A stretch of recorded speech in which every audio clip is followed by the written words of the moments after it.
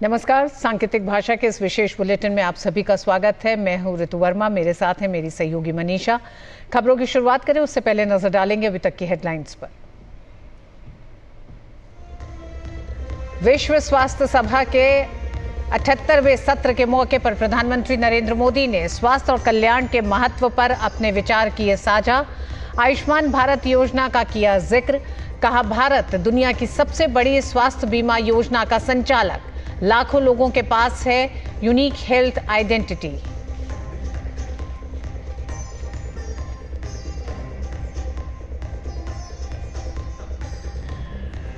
आतंक के गढ़ पाकिस्तान की अब वैश्विक मंच पर खुलेगी पोल। पहले चरण में संजय झा, कनिमोई और श्रीकांत शिंदे के नेतृत्व वाले डेलीगेशन को विदेश सचिव ने किया ब्रीफ। टीएमसी के अभिषेक बैनर्जी बने प्रतिनिधिमंडल का हिस्सा।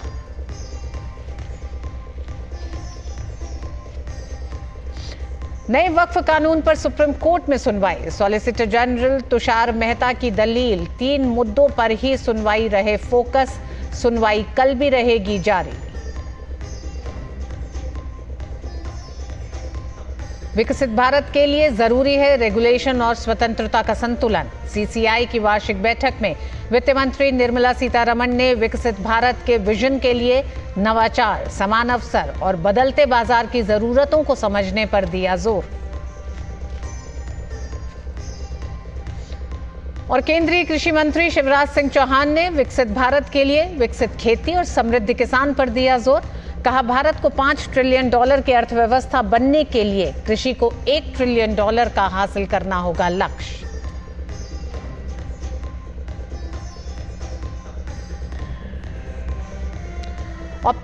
ऑपरेशन सिंदूर के बाद विदेश जाने वाले सांसदों के सर्वदलीय प्रतिनिधिमंडलों के 3 दलों को आज संसद भवन में विदेश सचिव विक्रम मिस्री पहले चरण में उन्होंने ब्रीफिंग दी। पहलगाम में आतंकी हमले और जवाब में ऑपरेशन सिंदूर के बाद सरकार ने जो सर्वदलीय प्रतिनिधिमंडल बनाया है उसका एक सदस्य पहलगाम आतंकी हमले और ऑपरेशन सिंदूर के बाद पाकिस्तान की करतूतों का लेखा जोखा दुनिया के सामने रखने जा रहा है।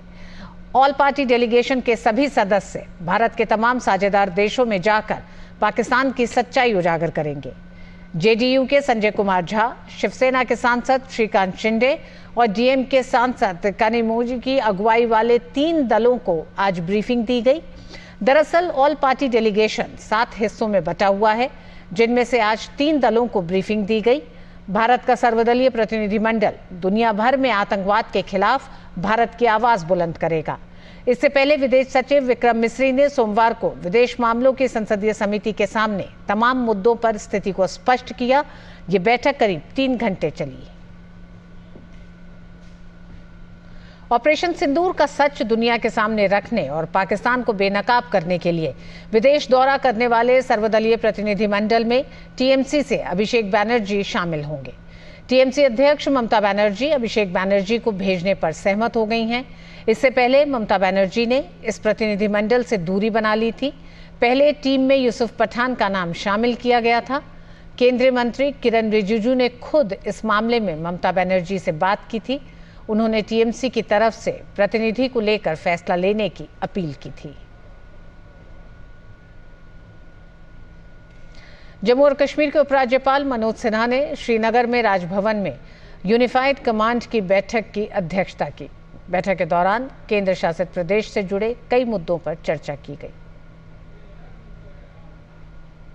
नियंत्रण रेखा की अग्रिम चौकियों पर कैसे हमारे वीर जवान हर पल चौकन्ना रहकर सीमा की रक्षा करते हैं और कैसे पाकिस्तान के आतंकवादी लॉन्च पैड और चौकियों को ध्वस्त करते हैं, देखिए नियंत्रण रेखा की एक अग्रिम चौकी से डीडी न्यूज संवाददाता अश्वनी मिश्र की खास रिपोर्ट।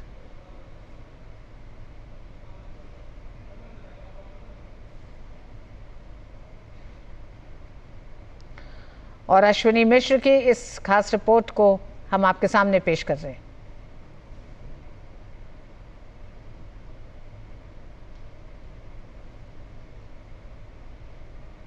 लाइन ऑफ कंट्रोल पर ये सबसे ज्यादा जिम्मेदारी होती है कि पाकिस्तान के नापाक इरादों को ध्वस्त किया जाए। आप देख सकते हैं लाइन ऑफ कंट्रोल पर किस तरीके से हमारे शूरवीर, हमारे सेना के जवान लगातार सर्विलांस करते रहते हैं।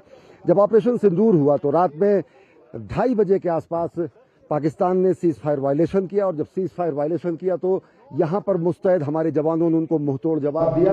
हर तरीके के हथियारों का इस्तेमाल करते हुए, हैवी आर्टिलरी गन के साथ साथ लेटेस्ट जो हमारे एम्यूनिशंस है उनका इस्तेमाल करते हुए न केवल उन्होंने पाकिस्तान की अनेक अग्रिम चौकियों को ध्वस्त कर दिया, बल्कि साथ ही साथ अनेक टेररिस्ट लॉन्चिंग पैड को भी उन्होंने ध्वस्त कर दिया। इसके सामने अगर देखें तो पाक ऑक्युपाइड कश्मीर है। पाक ऑक्युपाइड कश्मीर वो हमारा हिस्सा है जिसको पाकिस्तान ने अवैध तरीके से कब्जा कर रखा है और यहाँ लाइन ऑफ कंट्रोल पर लगातार निगहबानी करते हैं हमारे शूरवीर, हमारे रणबांकुरे, और साथ ही साथ पाकिस्तान की हर उस हरकत का मुंहतोड़ जवाब देते हैं जो पाकिस्तान नियंत्रण रेखा के उस पार से करता है।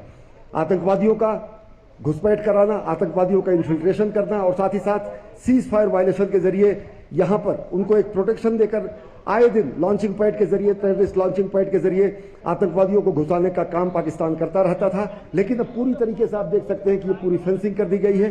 पूरी तरीके से यहाँ पर सेना के जवान मुस्तैद रहते हैं। पाकिस्तान की अनेक अग्रिम चौकियों को निशाना बनाकर जमींदोज कर दिया गया है। पाकिस्तान को इतना भारी भरकम चोट पहुंचाया गया है कि पाकिस्तान की न केवल कमर टूट गई है बल्कि आतंकवादियों के मनोबल भी ध्वस्त हो गए हैं। देख सकते हैं कि किस तरीके से यहाँ पर हमारे रणबांकुरे, हमारे सेना के जवान, हमारे वीर प्रहरी, हमारे सजग सैन्य कर्मी यहाँ पर लगे रहते हैं। कैमरा पर्सन विनोद ओझा के साथ अश्विनी कुमार मिश्र, डीडी न्यूज। और सुप्रीम कोर्ट में वक्फ संशोधन अधिनियम 2025 की संवैधानिक वैधता को चुनौती देने वाली याचिकाओं पर सुनवाई कल भी जारी रहेगी। मुख्य न्यायाधीश भूषण राम कृष्ण गवई की अध्यक्षता वाली 2 सदस्यीय पीठ इस पर सुनवाई कर रही है।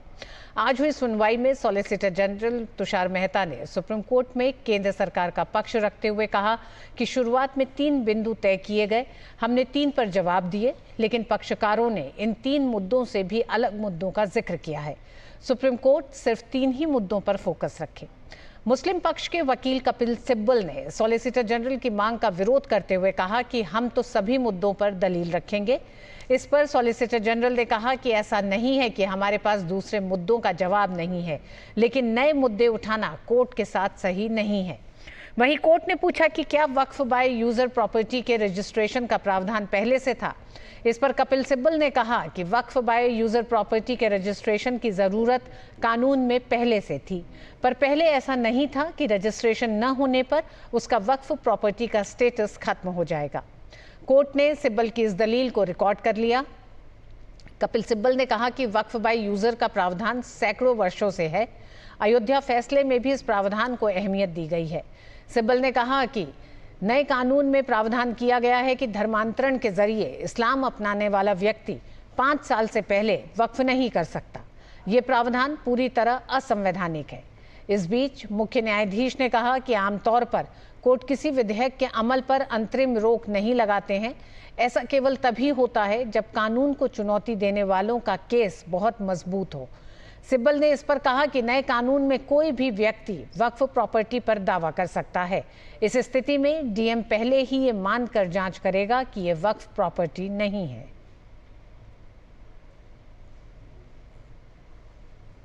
अहमदाबाद नगर निगम के अतिक्रमण के खिलाफ कार्रवाई जारी है। अहमदाबाद नगर निगम ने चंदोला क्षेत्र में 2.5 लाख वर्ग मीटर से अधिक क्षेत्र से अतिक्रमण हटाने के लिए ध्वस्तीकरण अभियान का दूसरा चरण शुरू कर दिया है। अहमदाबाद नगर निगम की टीम 3 शिफ्टों में काम करके इस अभियान को पूरा करने वाली है। अतिक्रमण हटाने का कार्य करीब 3 से 4 दिनों तक चलेगा। कार्रवाई के दौरान इलाके में एसआरपी की 25 कंपनियां और 3000 पुलिसकर्मियों को तैनात किया गया है। अतिक्रमण हटाए जाने की प्रक्रिया अगले 3 से 4 दिनों तक चल सकती है। आपको बता दें कि अहमदाबाद नगर निगम और पुलिस ने चंदोला झील क्षेत्र के पास बनी अवैध झुग्गी झोपड़ियों को हटाने के लिए यहां अभियान शुरू किया है।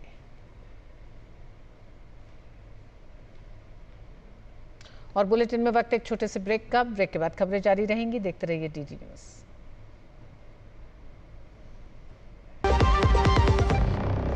The sun shines brightly on its glorious soil. Endowed with a wealth of natural resources, the northeast of India.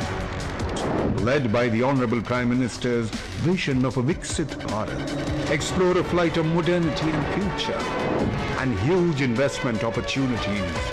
8 states, Infinite possibilities, one powerful summit. Rising Northeast, the Investors Summit. Register now. जब धरती चीर कर निकलता है लोहे का पत्थर और मिलता है मोंगिया के जोश से, फिर तपता है, पिघलता है और बनता है फौलाद। अब होता है सरिया सारी खूबियों के साथ।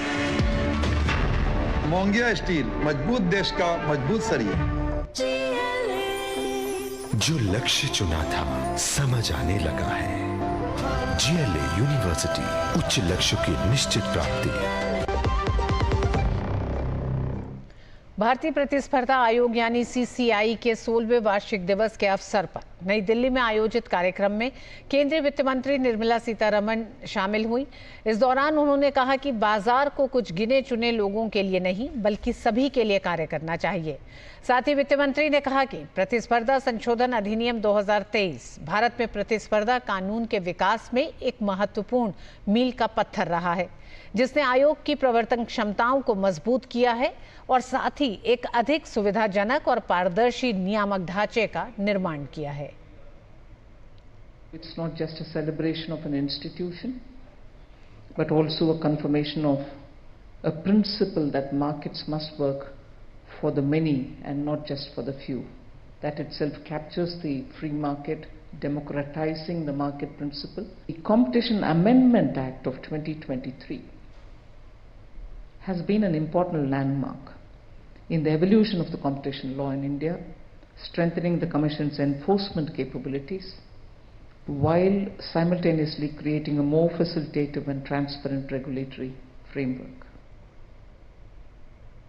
उत्तर प्रदेश के मुख्यमंत्री योगी आदित्यनाथ ने कासगंज में 724 करोड़ रुपए की विभिन्न विकास परियोजनाओं के लोकार्पण, शिलान्यास और नवनिर्मित पुलिस लाइन्स का उद्घाटन किया। इस मौके पर योगी आदित्यनाथ ने ऑपरेशन सिंदूर का जिक्र करते हुए कहा कि प्रधानमंत्री नरेंद्र मोदी के मार्गदर्शन में भारत के बहादुर जवानों ने पाकिस्तान को चारों खाने चित्त कर दिया। उन्होंने कहा कि भारत ने बता दिया है कि अगर हमारे एक भी नागरिक को छेड़ोगे तो अपने अस्तित्व के लिए जूझोगे, और आज पाकिस्तान दुनिया में गुहार लगा रहा है कि एक बार बख्श दो। प्रधानमंत्री मोदी जी के मार्गदर्शन में भारत के बहादुर जवानों ने पाकिस्तान को चारों खाने चित्त करते हुए उसको उसकी ही औकात में लाने का काम किया है। अगर हमारे पास मजबूत सेना नहीं होती, भारत माता के पास बहादुर जवान नहीं होते, तो पाकिस्तान जैसे दुश्मनों के रहते हुए देश की जनता कैसे सुरक्षित रहती। अब तो भारत ने बता दिया है कि अगर हमारे एक नागरिक को भी छेड़ोगे तो अपने अस्तित्व के लिए जूझोगे। योगी आदित्यनाथ ने साथ ही पिछली पूर्ववर्ती सरकारों पर भी हमला बोलते हुए कहा कि 2017 के पहले का उत्तर प्रदेश कोई सुरक्षित नहीं था। शाम होते होते सड़कों पर कर्फ्यू जैसा दृश्य दिखाई देता था।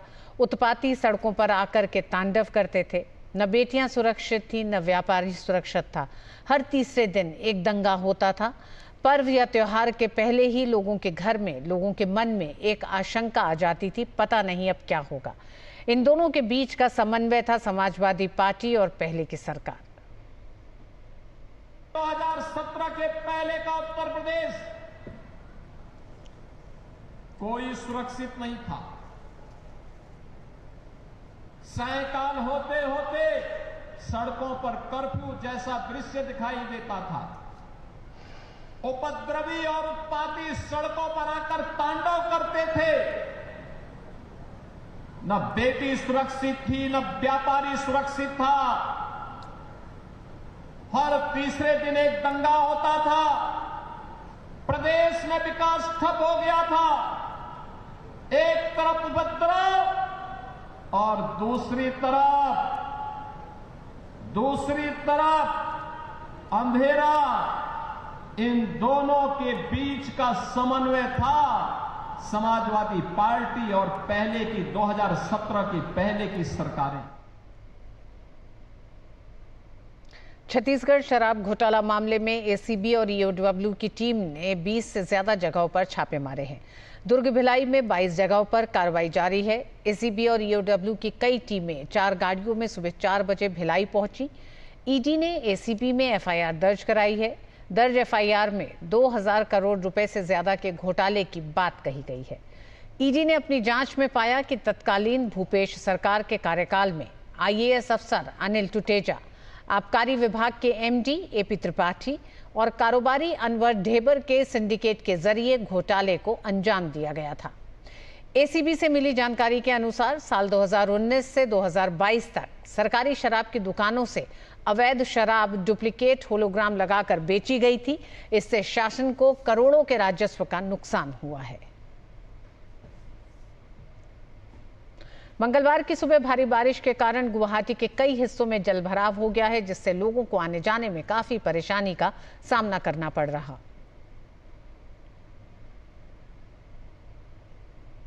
उधर दक्षिण भारत में प्री मानसून बारिश होने से लोगों को गर्मी से राहत तो मिली है, लेकिन उतनी ही आफत भी झेलनी पड़ रही है। कर्नाटक के मंगलुरु में कई हिस्सों में लगातार भारी बारिश हो रही है। भारी बारिश के कारण शहर के कादरे इलाके में एक पेड़ उखड़ गया। किसी के घायल होने की खबर नहीं है। सड़क साफ करने का काम जारी है। मौसम विभाग ने क्षेत्र के लिए रेड अलर्ट जारी किया है, जिसमें तटीय कर्नाटक और आसपास के जिलों में भारी से बहुत भारी और अलग अलग स्थानों पर अत्यधिक बारिश की भविष्यवाणी की गई है। प्रधानमंत्री नरेंद्र मोदी 22 मई को देश भर के 103 रेलवे स्टेशनों का लोकार्पण करने जा रहे हैं, जिनमें राजगढ़ स्टेशन भी शामिल है। अलवर जिले के राजगढ़ रेलवे स्टेशन का भारत सरकार द्वारा अमृत भारत योजना के तहत 13 करोड़ रुपए से अधिक राशि की लागत से पुनर्निर्माण करके हेरिटेज लुक दिया गया है, जिसका 22 मई को भारत के प्रधानमंत्री नरेंद्र मोदी वर्चुअल उद्घाटन करेंगे। मंगलवार को राजगढ़ रेलवे स्टेशन का जयपुर मंडल के एडीआरएम संजीव दीक्षित ने जायजा लिया और स्टेशन का निरीक्षण किया। राजगढ़ स्टेशन पर 13 करोड़ 10 लाख की राशि से डेवलपमेंट के विभिन्न प्रकाश कार्य किए गए। इसमें जो मुख्य रूप से जो नए कार्य किए गए, इसमें सर्कुलेटिंग एरिया का विकास किया गया है। सर्कुलेटिंग एरिया के अंदर विभिन्न प्रकार की जैसे कि 2 व्हीलर 4 व्हीलर और ऑटो की पार्किंग्स डेवलप की गई है। साथ ही जो स्टेशन की मेन एंट्री की जो पोर्च है, वहाँ पोर्च बनाया गया है। एंट्री और एग्जिट को अलग अलग किया गया है। साथ ही साथ स्टेशन प्लेटफॉर्म के ऊपर शेड बनाए गए हैं। ये हमारा जो वेटिंग हॉल है, इसको बनाया गया है। ये काफी बड़ा एसी वेटिंग हॉल बनाया गया है। साथ ही जो स्टेशन के दोनों प्लेटफॉर्म्स को कनेक्ट करने के लिए जो एफओबी फुट ओवर ब्रिज कहलाता है, वो 12 मीटर चौड़ाई का फुट ओवर बनाया गया है, जिसके ऊपर विभिन्न प्रकार की स्टॉल्स और कुछ अलग गेमिंग जोन वगैरह डेवलप किए जाएंगे। 13 करोड़ 9 लाख रुपए की लागत से राजगढ़ स्टेशन का पुनर्विकास कार्य हुआ है, जिसमें स्टेशन का सौंदर्यीकरण, नई वातानुकूलित वेटिंग रूम एवं रैंप का और एक ये कोच डिस्प्ले सिस्टम और स्टेशन पर नई पार्किंग दोनों तरफ 4 व्हीलर और ये 2 व्हीलर की और नया एक पार्क का विकसित हुआ है। पहले के वजह हम इसको बहुत अच्छा देखते हैं और बहुत ही बढ़िया काम किया है इन्होंने। यहाँ से जैसे एंट्री गेट है, आउट गेट है, इधर पार्किंग वगैरह अच्छी सुविधा है, इधर लॉन बना दिया, मोटरसाइकिल वगैरह खड़ी करने के लिए इधर कार पार्किंग बना दी और अंदर मुसाफिरों के लिए गेस्ट हाउस वगैरह से आराम जो करते हैं उसके लिए भी अच्छा व्यवस्था कर रखी है, वेटिंग रूम जिसको बोलते हैं, और स्टेशन पर बैठने के लिए भी अच्छी सुविधा कर रखी है। यशस्वी प्रधानमंत्री जी नरेंद्र मोदी जी के नेतृत्व में अमृत भारत योजना के तहत इसका कायाकल्प होता है, जिससे पूरा परिक्षेत्र अपने आप को गौरवान्वित एवं प्रफुल्लित महसूस कर रहा है। ऐसा स्टेशन आसपास के कहीं भी कोई जगह नहीं है जो राजगढ़ को दिया है। इसमें सारी सुविधा दी है। प्रधानमंत्री श्री नरेंद्र भाई मोदी जी ने 13 करोड़ रुपए के करीब की लागत से अमृत भारत योजना के तहत पुनर्निर्माण रेलवे स्टेशन का करवाया है। प्रधानमंत्री नरेंद्र मोदी 22 मई को देश भर में अमृत भारत स्टेशन का वर्चुअल लोकार्पण करेंगे। इसमें पूर्वोत्तर रेलवे के गोंडा गोरखपुर लूप लाइन रेलखंड का बलरामपुर एक प्रमुख स्टेशन है। अमृत भारत स्टेशन योजना के तहत 10 करोड़ की लागत से बलरामपुर स्टेशन का कायाकल्प किया गया है, जिसके बाद ये अत्याधुनिक सुविधाओं से लैस हो गया है। बलरामपुर से दिल्ली, मुंबई, भोपाल, ग्वालियर आदि नगरों से सीधी रेल सेवाएं उपलब्ध हैं। वहीं स्टेशन से मात्र 16 किलोमीटर दूर अंतर्राष्ट्रीय पर्यटन स्थल एवं बौद्ध तीर्थ स्थल श्रावस्ती में बड़ी संख्या में देश विदेश से यात्री भी इस स्टेशन से यात्रा करते हैं, जिसे देखते हुए यहां सुविधाओं का विकास किया गया है। स्थानीय लोगों ने इसे लेकर खुशी जाहिर करते हुए पीएम मोदी और सरकार की प्रशंसा की और आभार जताया।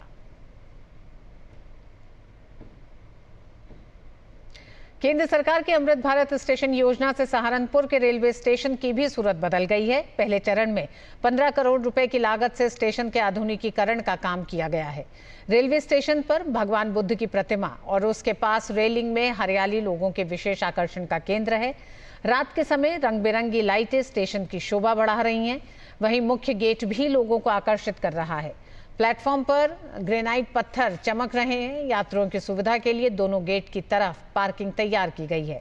अंबाला डिवीजन के डीआरएम ने अमृत भारत स्टेशन योजना के तहत रेलवे स्टेशन के जीर्णोद्धार का जिक्र किया।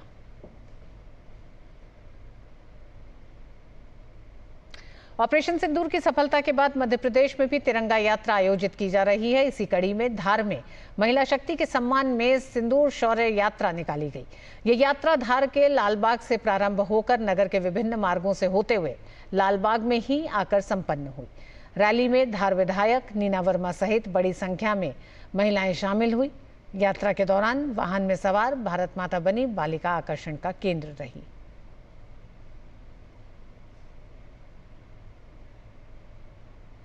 हम लोग यहाँ पर जो पाकिस्तानियों को धूल चटाई है हमारी सेना ने, उसके उत्साहवर्धन के लिए और उसके जो भी उन्होंने कार्य किया है वो वीरता का कार्य किया है, उसके लिए हम यहाँ पर बहुत अच्छी शौर्य यात्रा निकाल रहे हैं। हम इस वाहन रैली के माध्यम से समस्त मातृशक्ति और देशवासियों को एक संदेश देना चाहते हैं कि हम सिर्फ घर तक ही सीमित नहीं हैं। हम नगर, देश में और राष्ट्र में हर कदम पर कदम से कदम मिलाकर चलते हैं। जो हमारी बहनों ने आज बॉर्डर पर शौर्य दिखाया है, मिशन सिंदूर को कंप्लीट किया है, हमारे जो सैनिक हैं उन्होंने जिस शौर्य के साथ हमारे देश में जो युद्ध किया है, हमको जो सफलता दिलाई है, उन सब के सम्मान में हमने आज ये रैली का आयोजन किया है।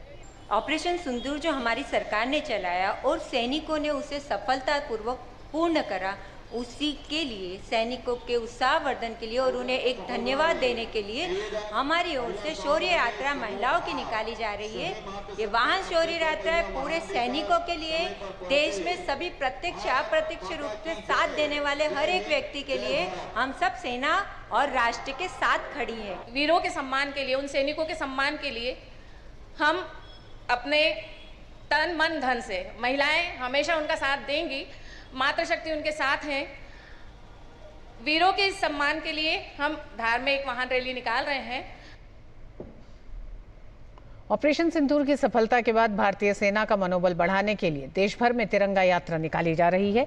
इसी कड़ी में चंबा जिले के भरमौर विधानसभा क्षेत्र के पांगी में भी तिरंगा यात्रा निकाली गई। पांगी के 13,500 फीट की ऊंचाई पर बर्फबारी के बीच निकली तिरंगा यात्रा में भरमौर के विधायक सहित काफी संख्या में स्थानीय लोगों ने भाग लिया। इस दौरान लोगों ने भारतीय सेना के पक्ष में नारेबाजी की। कड़ाके की ठंड के बावजूद लोगों का उत्साह देखते ही बनता था और तिरंगा हाथ में लेकर लोग इस यात्रा में शामिल हुए। और ऑपरेशन सिंदूर के दौरान भारतीय सेना की बहादुरी के सम्मान में महाराष्ट्र के नांदेड़ में तिरंगा यात्रा निकाली गई।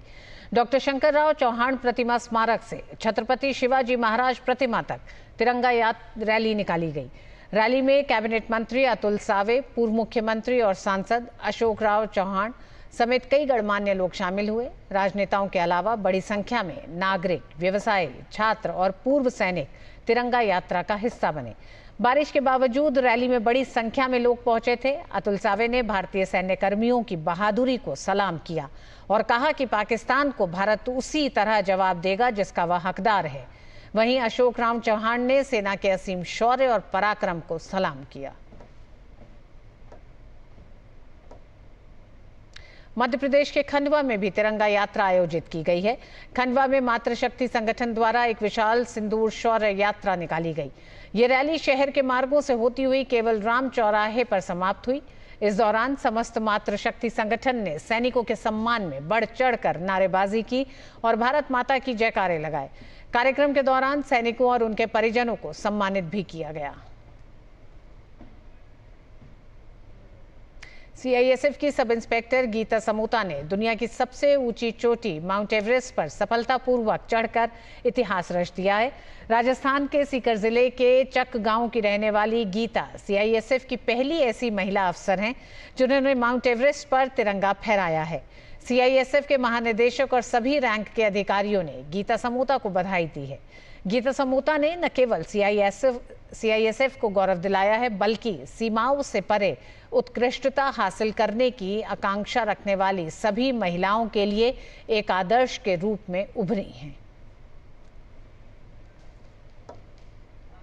हॉकी इंडिया 100 साल पूरे होने का जश्न मना रही है। इस अवसर पर हॉकी इंडिया ने खिलाड़ियों के कल्याण और उत्थान के लिए एक बड़ा कदम उठाया है।